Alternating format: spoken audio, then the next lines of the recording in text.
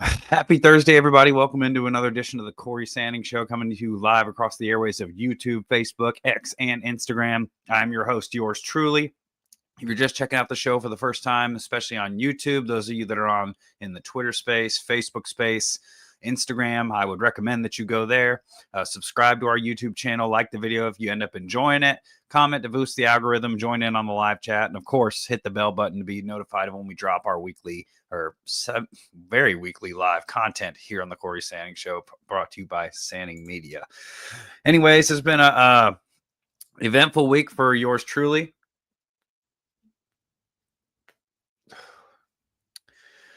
And not in a good way, because I'm a Ravens fan, and unfortunately Ravens fans were now in the 1 and 2 club, so that definitely doesn't feel good.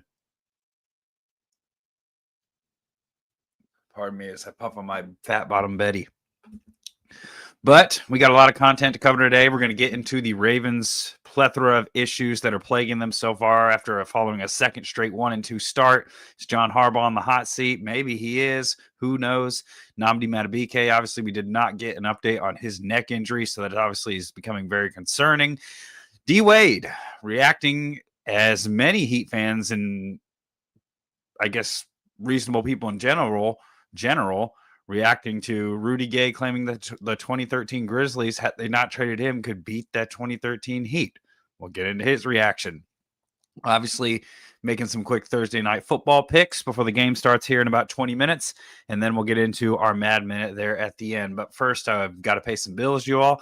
This episode is brought to you by my personal favorite meal prep service, Clean Eats Knoxville, only because it takes the prep out of meal prep for yours truly. All I have to do is go to the website once a week, order before Sunday at midnight. Do not forget that, as I have a few times. Order once a week, pick it up in store, 90 seconds a meal in the microwave, and boom. I've got breakfast, lunch, and dinner. Don't have to do a second of cooking. Don't have to waste my Sundays away after church and after football baking countless amounts of chicken, broccoli, and rice. And I'm going to show you how easy it is right now. I'm going to go ahead and share my screen with you all as we go into this week's version of Clean Eats. As we see, you go to the website, cleaneats.com. It's super simple. Take the prep out of meal planning. Well, I guess I didn't say it quite right, but let me live that one down. My favorite location is Knoxville, Bearden. Obviously, it'll pull up your closest location depending on where you are at in the United States. You can download the week's meal plan macros matrix, and it will tell you exactly how many calories, proteins, carbs, and fats are in each meal down to a T, whether you get the low carb version or the extra protein version like yours truly. What do we got this week? We got a Cowboy Shepherd's Bowl. A couple of, 25 grams of protein for 363 calories. Not too bad. I think I'm going to go with that. Chicken lasagna. You already know. Chicken enchilada pasta. I haven't seen this one before. I think that's new. Gonna have to try that. 6. Tempura chicken roll in a bowl. I'll take a couple of those. Pepper jack bacon chicken melt. Lord have mercy. They're bringing the heat with this one this week. 2, obviously. And let's see what we got for the add-ons. Premium brisket fried rice. That's new too as well. Gonna have to get one of those. What do we got so far? 2, 4, 6, 8, 10, 12. Yeah, I think I'll go with some brisket fried rice. Can never go wrong with that, obviously. Tried the Clean Witches this week. Oh, they're so good. Obviously, you can get protein Uncrustables, Clean Eat shakes if you need them, come in vanilla, chocolate, and strawberry. The classics. And obviously, if you choose to do low carb, got to wait till Tuesday to pick it up. Same with extra protein, which adds $1.75 per meal just because you're getting more of a valuable resource. But going to go ahead and go on. You would come here, log in, put in your information, pay in store. If you'd like to pay in store, hit place order, and that is it. Obviously, Clean Eats, it's not a diet, it's a lifestyle. All right, getting into the first topic of conversation today. Something that I've been waiting to get for since the game ended, or was it halftime, or started. Ravens off to a 1 and 2 start for the second year in a row. Obviously, those of you know I'm a longtime Ravens fan, so it pains me to talk about this. But it must be done because John Harbaugh and the Ravens are once again putting themselves behind the 8 ball when they could very well have gotten off to a 3-0 start. Very well should have gotten off to a 3-0 start, but, Baltimore going to Baltimore. Ravens off to a 1-2 start. Who's to blame? Obviously, they react to this a little bit on First Take today. Ravens fall to the Lions 38-30 on Monday Night Football. It's the first time I can remember Lamar Jackson losing a Monday Night Football game, and heaven have mercy, I don't know how long. Obviously, 38-30. Lamar was played a pretty good game. He threw for 288 yards, 3 touchdowns, no interceptions. Obviously, defense got cooked, especially on the ground. Haven't seen a Ravens defense give up that many rush yards that I can remember. Well, I guess the last few years is my dog out there lets me know that she is very much in the kennel. Can't let her ruin the carpets too much. But getting into the box score, pulling this up again just so I can see the team stats because it's, like I said, it's rough. Let's go to Lions, 24 out gain the Ravens in first downs. 24-21. Third down efficiency, 7-14. Ravens 6 of 11. Not bad, but fourth downs, Lions 3 for 3. Ravens 0 of 1. Total plays, Lions out 66-54. Lions outgained the Ravens 426 to 318. So about 108-yard advantage. Only had one more drive, but they averaged 6.5 yards per play, 202 yards passing. The Ravens, turned out to be 233 after some of the negative plays. But Lions, 224 yards rushing on 38 attempts, 5.9 yards per carry. Ravens, 85 yards on the ground, 19 attempts, and had a drastically costly fumble by you-know-who, Derrick Henry, in the fourth quarter for the second fourth quarter fumble that's been backbreaking this year. Third straight game in which he has fumbled, which is mind-boggling. Again, Lions total time of possession 33, Ravens 26 minutes. Not what you want to see in terms of a team that's hoping to get off to a better start than this. There were points in the game, and we have a group chat that my friends and I are on in terms of what in the world's that? But give me a second. My dog will not shut up. I'll be right back. I'm going to put up a I'll be back in so many seconds. Be right back.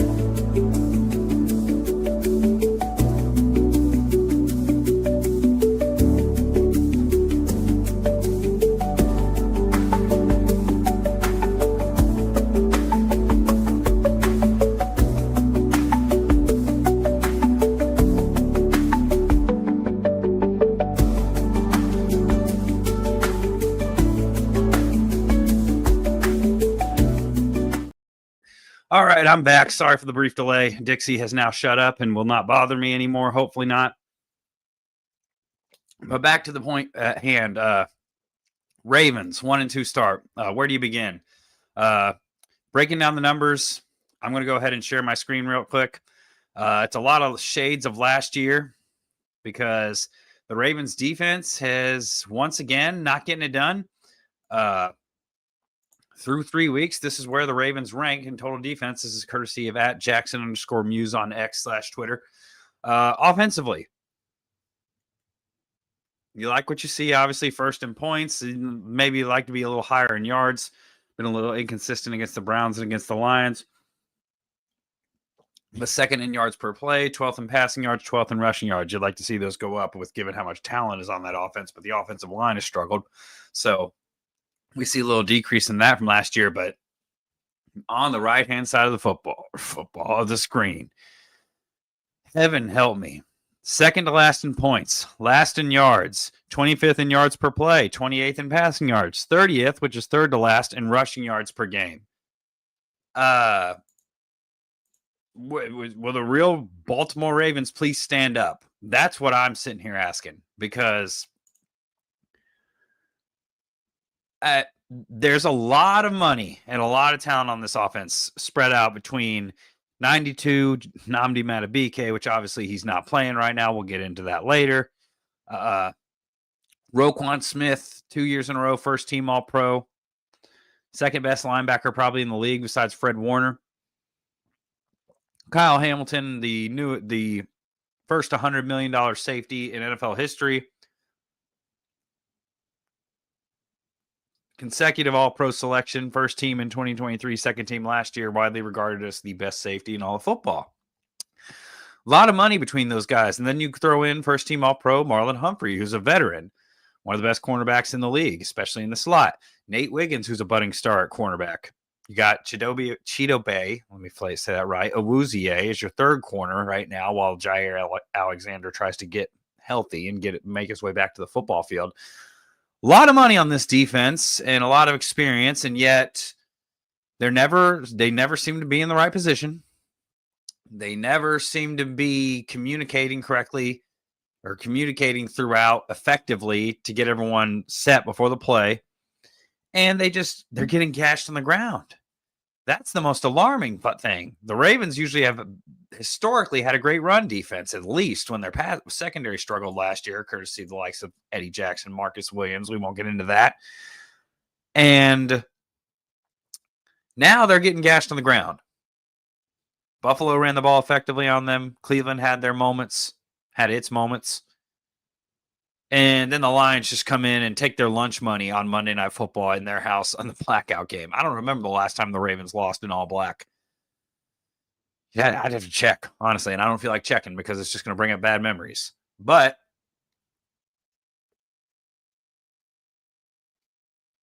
with that being said, Zach Orr sitting there in team meetings after week one when they blew a 15-point lead with less than 5 minutes to go is like, we're not going to have very long leashes this year. We're not going to be as lenient. Where does that extend on the coaching tree? John Harbaugh, looking at you. Where's the accountability as a coaching staff? Because Zach Orr, many remember last year the Ravens defense were the worst pass defense in the league and among at least in the bottom 6 in terms of total defense. And then all of a sudden, former Ravens defensive coordinator Dean Pease, for as many flaws as he has, comes in, helps Zach Orr dial up some creative blitzes, and they move Kyle Hamilton back to full-time deep safety. Darius Washington, who's currently nursing an Achilles injury, moves to the starting strong safety, and then the Ravens turn things around, and they're the top defense in almost every category from week 10 on. But this year, you bring in Chuck Pagano, who's the Ravens defensive coordinator in 2011. For those of you that remember that defense, Terrell Suggs won Defensive Player of the Year. They were number one in many statistical categories. You'll know he became the coach of the Colts based on that. Coaching the secondary, but I don't see very much effectiveness. But when you can't get to the quarterback, it doesn't matter how much talent you have in the secondary. You're not going to be able to cover a receiver for that long.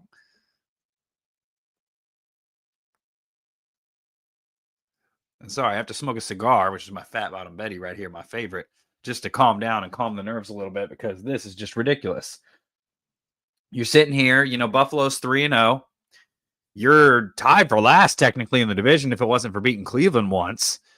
And you're not making up any ground against the Bills. And you're going into Kansas. On top of this, you're not making up any ground against the Bills to overtake them for the top seed, which arguably, maybe if they play that divisional game in Baltimore last year, the Ravens don't turn the ball over 3 times. But who knows? Their track record suggests they might have. You're not making up any ground against Buffalo, and we all know how weak of a cakewalk schedule the Bills have this year. And on top of that, you're going into Kansas City against for as much as they've struggled, you're still going against a proven core of Andy Reid, Patrick Mahomes, and Travis Kelce. Granted, they could have Xavier Worthy back, and he's explosive. And it's a strong defense. They haven't played, quite as well as they did last year and the year before, but they're still a talented group, and they're playing at home, and they're desperate as well.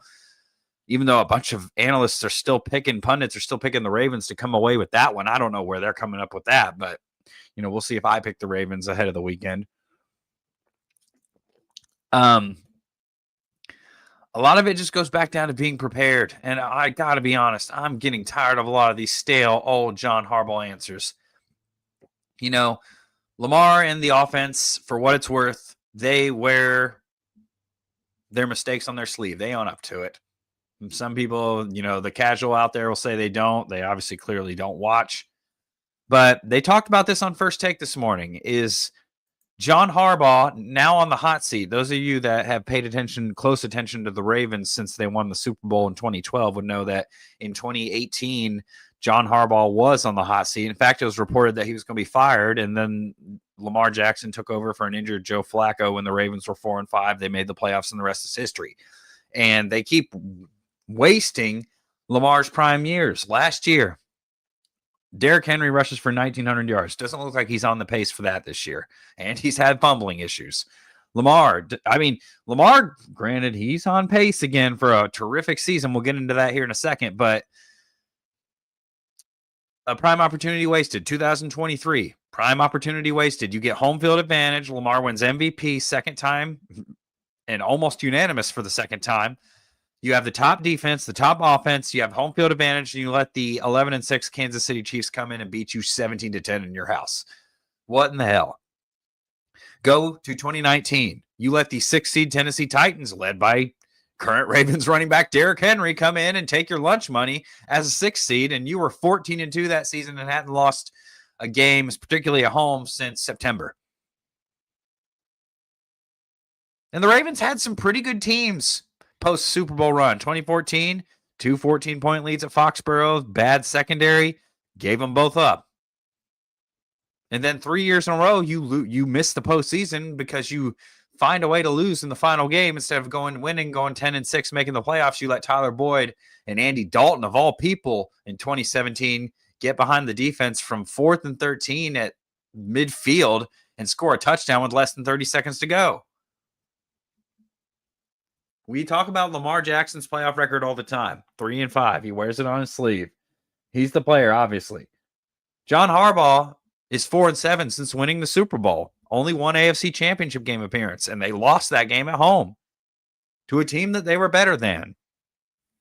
I don't care what anybody says. That 2023 Ravens team was the best team in football, and they proved it all year. And then, of course, and they proved it against Houston in the divisional round. And then, of course, right on cue when they're expected to, the coaching staff produces the worst game plan in Ravens history. Lamar struggles. The defense holds Patrick Mahomes to 3 points in the last 2.5 quarters, and they can't find a way to get it done at home. Zay Flowers fumble at the goal line. The rest is history.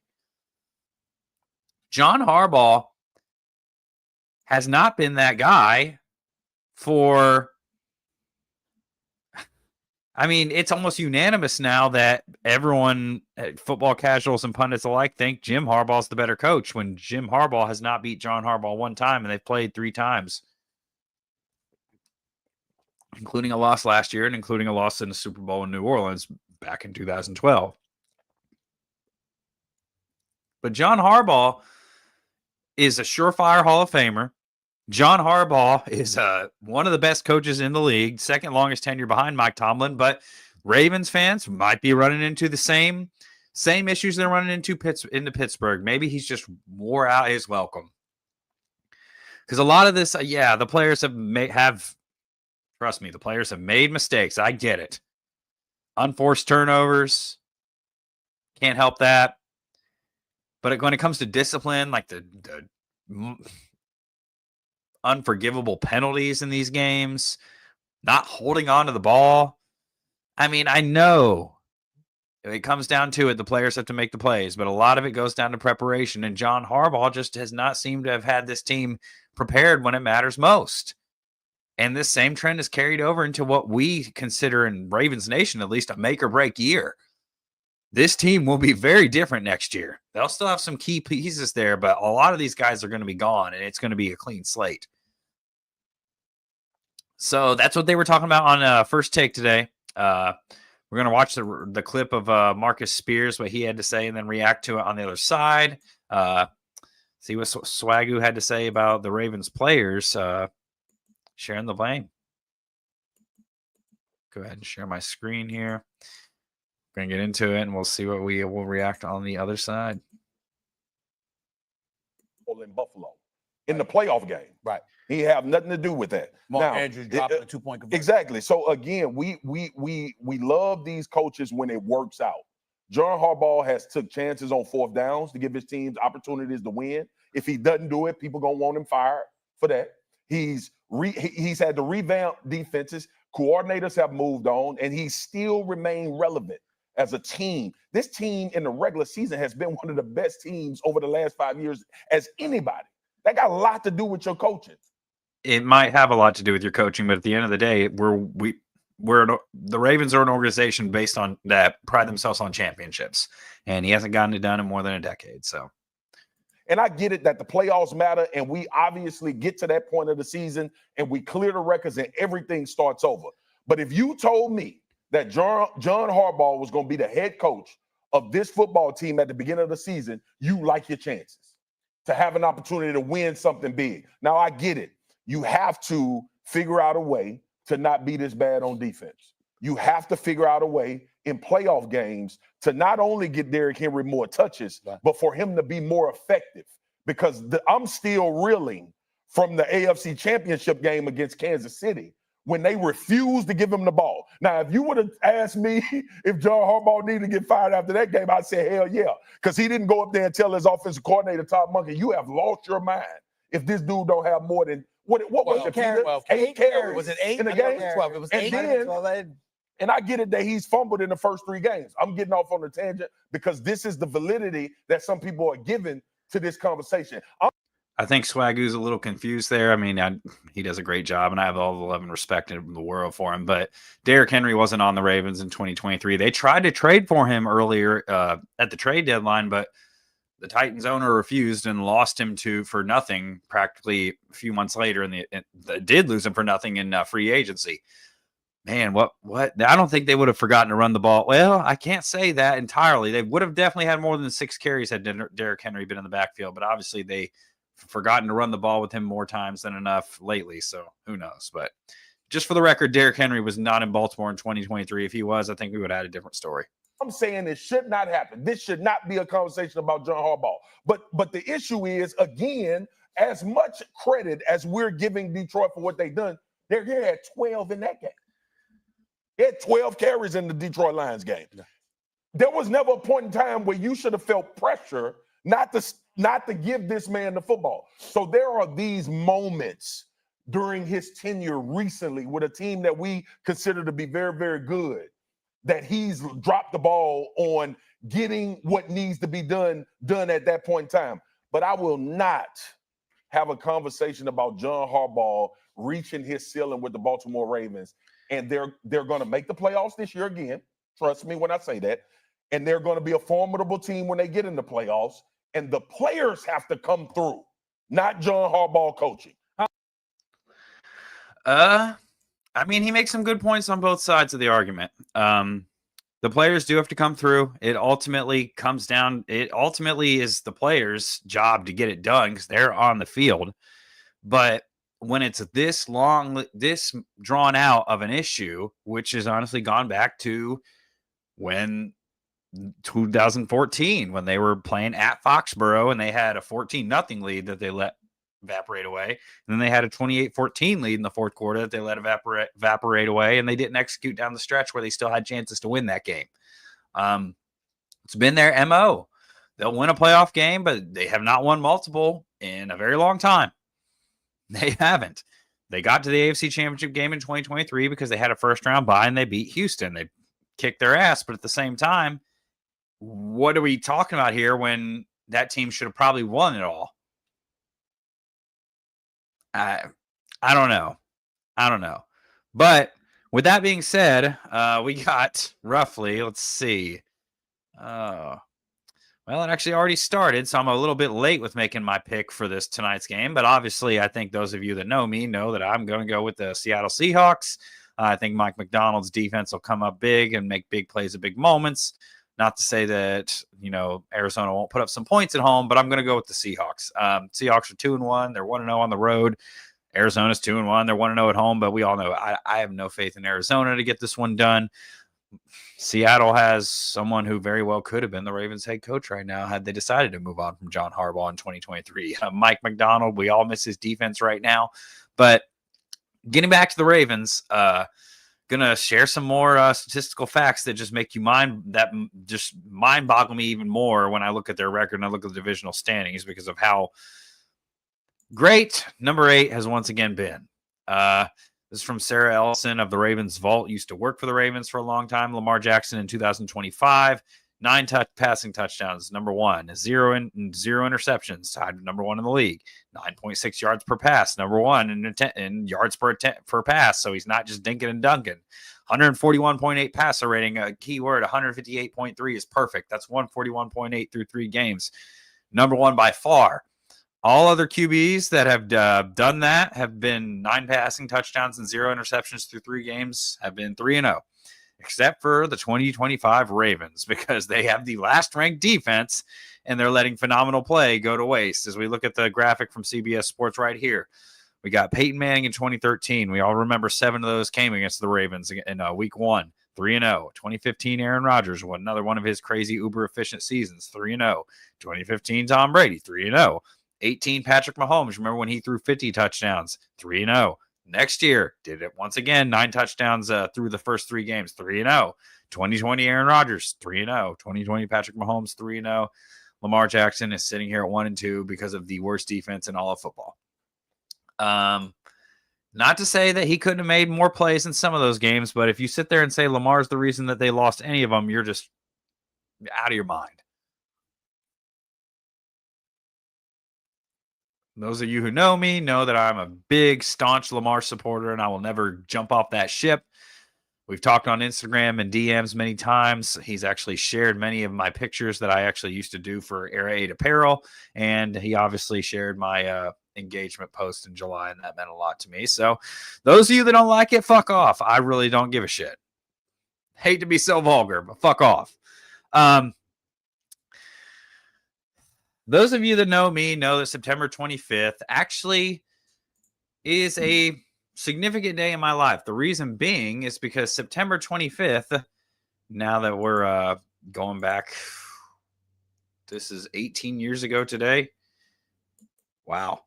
Very much is 18 years ago. And I'm about to show you what was 18 years ago, because those of you that know me know that I used to be an avid gamer for many, many years. And was always an Xbox guy.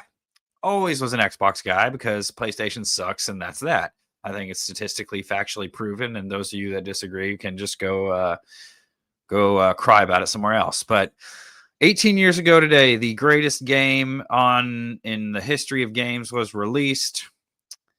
Halo 3. This has nothing to do with sports, but it's one of my favorite childhood memories. Was released on this day 18 years ago. I remember that night very vividly, because that night I don't remember wanting a game. I mean, we won't get into the personal situations that we were dealing with at the time, but those of you in the chat. But Halo 3 was the most anticipated launch of any game that I can remember. Halo 3 was, I can't remember. My brother and I were so excited for that game. Those of you that remember the Halo era, back when Xbox first came onto the scene in 2001, November 22nd, 2001. From that point on, we were hooked. The storyline, the gameplay, everything was was revolutionary for its time. One of the best stories probably ever put out there, regardless of if you're a movie buff or a video game buff. But Halo 3, after the release of Halo 2, it took it to new heights. Online gaming was just getting started. This really took it to another level in 2007, because matchmaking was in its infant days, but it wasn't what it became once Halo 3 was released. I remember they came out with 3 different versions of the game. I had never seen a video game at that point that cost $129.99, which was the Halo 3 Legendary Edition, which was basically just came with a Master Chief helmet that you could not wear, which was terribly disappointing. But it finished the fight, and it finished the fight in dramatic and epic fashion, and the multiplayer is still, with those who play the Master Chief Collection, there are still people to this day that there's only like 1,000 of them across the world, but that are on the original Xbox 360 Halo 3 servers, because they're that dedicated to and that loyal to Halo and to that era of Xbox. You don't see that with the Call of Duty Modern Warfare. You don't see that with Modern Warfare 2 even. People are just upgrading new systems, getting the remastered versions, which if I still owned an Xbox, I would have the Master Chief Collection, so I can't lie there. But man, almost 20 years ago, gosh, it makes me question my mortality. I can't believe it's gone by. It seems like yesterday, seems like a long time, and it seems like a blink of an eye, and all in one. That makes you really, really, really, really question the concept of time. Like, what in the world? It went by like that, but at the same time, it feels like it went by slowly. At the same time, I haven't been an avid gamer in a long time, but I could still sit down and enjoy a game of Halo just like as if I was 12, 10, 12 years old again. You go on Xbox Live, and the last time I did go online, as soon as I entered the game lobby, of course, some 13-year-old called me a racist, homophobic slur within 5 minutes, and I knew I was back home again. Not that I'm an advocate for any of that shit, because I think it's stupid, and I do not advocate racism or homophobic views, but at the same time, it's just what it was. It's just the way trash talking was online for a bunch of nerds back in the day. And we are all nerds at heart, so I don't give a shit what you say in the comments. We all played Halo or Modern Warfare or Splinter Cell, or even if you're a 2K and a Madden guy and now college football now that it's back, you're still a nerd at heart. I don't want to hear it. But Halo 3, I will forever proudly be a Halo nerd, and I will forever play it whenever I get the opportunity. And it's crazy to think that it's been 18 years since this masterpiece hit the shelves. Gosh, I remember thinking, oh, what, you were so caught up in playing it that you're like, oh, you're never going to think about what's, life like after Halo. And then thankfully you got Halo 3 ODST after that and Reach. And then 343 Industries picked it up, and Halo 4, which was great. Halo Infinite's and multiplayer is good, but it's not the same. I was not that impressed with Halo 5, but ultimately had to I had to reflect on that because I cannot believe it's been so long. I miss those days so much, and gosh, I wish I could go back, mostly because I wouldn't have to pay any bills. But getting to the second major topic of the show that's not Ravens related, those you can tell by the book back there. I'm a Heat fan through and through, and I'm a Dwayne Wade fan. He's actually was my basketball idol in later years growing up, and I actually got to meet and interview him in his last season when I was still a student journalist at Tennessee. That was like probably one of the heights of my short-lived legacy media career because didn't even feel starstruck because I was so like proud of the way I engaged. I attacked the job with no fear. Those are even the shit. Those are from my comments from Domino's days. Can't pay my bills on 15 airs. Those of you that don't know who made that it's an inside joke. Those of you that get it, get it. Those of you that don't, some things you just don't need to know. But 2012-13 Heat, the middle of probably the greatest 2-year run of my life as a sports fan. NBA championship in 2012, Super Bowl championship in February, and then NBA championship again. Rudy Gay went on a podcast recently and said that he and the 2013 Grizzlies, who got swept by the San Antonio Spurs in the conference finals, would have beaten the Heat had Rudy Gay remained a Grizzly and not been traded to the Raptors. D-Wade got light of that, as many of us did, and could not believe what he was hearing. Almost had to think it was fake until you actually listened to the podcast and you're like, what in the world? But we're going to go to D-Wade's reaction via his podcast on the Y Network, and then we're going to react on the other side because I think a lot of us had the same reaction when we heard these comments. So we're going to get to it, and then we'll react on the other side. Here's D-Wade on Rudy Gay's comments about the 2013 Heat. The year y'all beat San Antonio, that the year y'all beat? Yes, yeah, we beat San Antonio. Okay. Yeah, so Sure. Anyway, so maybe they beat us in the regular season. I don't remember. So I DM it to Rudy. For the record, I don't remember if they did. I think the Heat were famous for splitting with the Grizzlies or in playing, tough games and getting blown out in Memphis. I don't know. Regardless, it was all about the playoffs. Back to D-Wade's comments. Hey, Rudy, this must be an AI-generated quote. Because it ain't nowhere in hell you said this. So he hit me back. And, he like, yeah, man, I said it. You got to have confidence. Yeah, I said it. I said, boy, belt to ass. So left it at that. Then I seen him at Melo at the after party. I said, man, what's wrong with you? You're not just going to win the finals because you think you want to win the finals, bro. We would have belted. We had just been in the finals 4 years in a row. We smacking y'all. You don't know how to win in the finals, bro. You just think it's that easy? Right. Like, people really think it's that easy. And that's the thing with me when it comes to winning. It's like, yo, stop. No. It's not for everybody, and it has nothing to do with your individual talent and how great you are. I mean, everything has to go right Everything. You're right. for you to win. Like every break got to go your way. And so, man, stop that. I told Rudy, I said, well, we're going to work together on Amazon Prime. We'll talk about it in the studio. That's what I told him. I said, we'll talk about this in the studio because you lost your damn mind. I think that was my reaction when I heard these comments. And I can't wait to see this Amazon Prime special and see what they have to say to each other, because there's no way in hell that Memphis team that couldn't even get one game off that old San Antonio. Now, granted, it was a phenomenal Spurs team. They were actually better the next year. Could have very well won that championship that year. But Rudy Gay thinks, I mean, what else is he going to say? I get that part of it, being an athlete. What else are you going to say? But at the same time, that Heat team was 66-16 and at one point won 27 games in a row. In the same season from February to March, they did not lose a game. We're 6 games away from tying the 71 Lakers record of 33 games in a row. And this wasn't over the span of 2 seasons like some Golden State fans tried to make the case of a few years later. No, stop it. The Heat went roughshod over the NBA that year. That was LeBron, in my opinion, his best individual year ever. First team all defense, was the MVP for second year in a row, 4th time in 5 years, should have been 5 in a row. Should have been the defensive player of the year that year. Marc Gasol, it's like the NFL MVP. Marc Gasol was second team all defense, wasn't even first team, but got defensive player of the year. Go make that make sense. It's exactly like the NFL MVP last year where Lamar Jackson was voted the best, first team all pro, yet Josh Allen, second team all pro, was the MVP. That was the defensive player of the year voting that year, and LeBron should have won both of them. He shot 41% from 3 that year.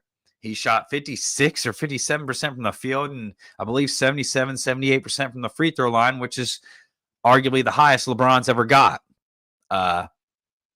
He would lock you up and score 40 in the same game. I mean, what else do you have to ask for? D-Wade had settled into his number 2 role. He averaged 21 points that year, shot a career high from the field. I believe it was 53%. Because every year, I mean, they got more and more efficient. Even the next year when he missed a lot of games, he still shot 54, 55% from the field. Obviously ran into the knee issues in the playoffs that almost derailed the Heat. The reason they went to 7 games against the Pacers, then 7 games against the Spurs, and needed a miracle to win that game 6 that obviously went their way. One of the greatest shots, the greatest clutch shot in basketball history. Thank you, Ray Allen. We'll get into that another day. But everything does have to go your way. Those of you that remember that game, I mean, the Heat were down 10 going into the fourth quarter of that game 6, and LeBron was phenomenal to start the fourth quarter, brought them all the way back. Mike Miller hit some phenomenal shots. Chalmers hit some shots. LeBron was great on both ends of the floor, and then the Heat, things came apart in the final minute. Tony Parker scored 5 quick points to give the Spurs from down 3 to up 2. LeBron had 2 uncharacteristic, unforced turnovers in the final minute of that game. And then Ginobili and Kawhi back-to-back split free throws going your way. LeBron comes down there. Badly misses the 3, shoots first. Mike Miller, because Danny Green is down there cherry-picking, hoping to get a game-sealing dunk. Mike Miller beats him to the rebound, scoops it up and hits it to LeBron, who hits the 3. And then Pop takes out Tim Duncan on the final possession, so no offensive rebounding. Chris Bosh attacks the glass like a madman, knocks Ginobili to the ground, and clean rebound. Ginobili just couldn't out-jump Chris Bosh, obviously. Swift pass to Ray Allen in the corner, who did something he probably had practiced hundreds of thousands of times, got his feet behind the line, did not step out of bounds, did not look down while doing so. That's practice makes perfect, and ripped that shot so cleanly. And if that shot, those of you that remember that there were studies after that game of where that shot would, even though it swished clean as ever, was inches away from missing badly. It was that perfect, but it was that 1 in a million perfect. And then obviously LeBron had played that point the second greatest game of his career in game 7 with 37 points, hit 5 threes, 12 rebounds, guarded Tony Parker, shut him down for much of the night. And the Heat won back-to-back, and obviously the Spurs got payback next year when they beat him in 5 games. But yeah, that's the one thing that, now being so far removed from having been constantly rooting for championship contenders in the NBA, obviously the Heat had a few finals appearances with Jimmy Butler where, they were the underdog going in and they didn't win either time. Having been so far from removed, I mean, you look at it once you get older as a sports fan in general, and you get more objective, and you learn, to be, especially when you're a reporter and you have to look at things straight through an objective, unbiased lens. You learn to look at things in a different scope and from a different perspective. What I mean by that is that you appreciate the grind more, and you realize that you sitting there when you're 18, 19, 20 years old, or even a little bit younger, saying, damn, I could have made that throw. He was so open. Oh, if I was paid millions of dollars a year, it'd be easy to get up and work out in the morning and be the best I can be. No, it's not that. It's not easy being a college or pro athlete. If we could all do it, we would have done it. And the pro athlete, there's a levels to it in the pros as well. This is from an outside looking in. There's the role, there's the bench warmers, the role players, the starters, the stars, and then there's the superstars, and then there's the pantheons. There's levels to it. Rudy Gay never won a championship. Rudy Gay never got to a conference finals, I don't believe. Rudy Gay lost several series in his career in which his team was the favorite in the first round. Rudy Gay was a very good player. I'm not knocking how good he was, but like D. Wade said, there's levels to it, and he wasn't on that level. Let's see. It's different. It's different now, not winning every other year. Miami, Baltimore, and OSU in that time period was winning that like crazy. Well, Ohio State was winning like crazy, but they only won one championship, so they did come up short a lot. But we're going to get into our Mad Minute real quick. Mad Minute is those of you remember math tests from back in the day. We're going to go over some quick topics, quick reaction to stuff that's not really worth the whole show. We're going to mostly get into some of the NFL action this past week. Obviously, we got some big games that we'll be previewing here in the coming days. But to cap off the week 3 action, I mean, Buffalo Bills, Dolphins 0-3. My playoff prediction on that is dead. I don't think Cincinnati is going to be the team to replace them, though, since they lost Joe Burrow. So, my regard. Packers lose to the Browns. Complete fluke. They lost to Joe Fluco. Fitting nickname. Cleveland somehow Green Bay somehow got Clevelanded in Cleveland. You get the field goal blocked, and then they go down and hit the game-winning kick on the other end. That's what happens to the Browns. When it seems like they have it in the bag, they find a way to blow it. It happens. It's a long season. The Packers will be okay. Daniel Jones is 3-0 as the Colts starting quarterback and is lighting the league on fire. I believe he's top 5 in passer rating. The Bengals, oh my God. 48-10 to the Carson Wentz-led Minnesota Vikings. I think that shows you where their defense is at and where Jake Browning is at. The Bengals aren't going to make the playoffs. I do stand confident in that. Pittsburgh finds a way to beat the Patriots, even because the Patriots turned the ball over 5 times, including on the goal line.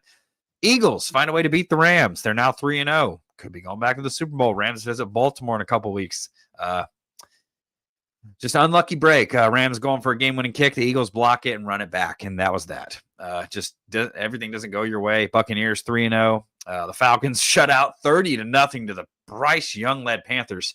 There's a statistic that Michael Penix is 0-4 when his opponent scores 7 or more points in his career. That means that if the opposing team scores 1 touchdown, Michael Penix can't beat him.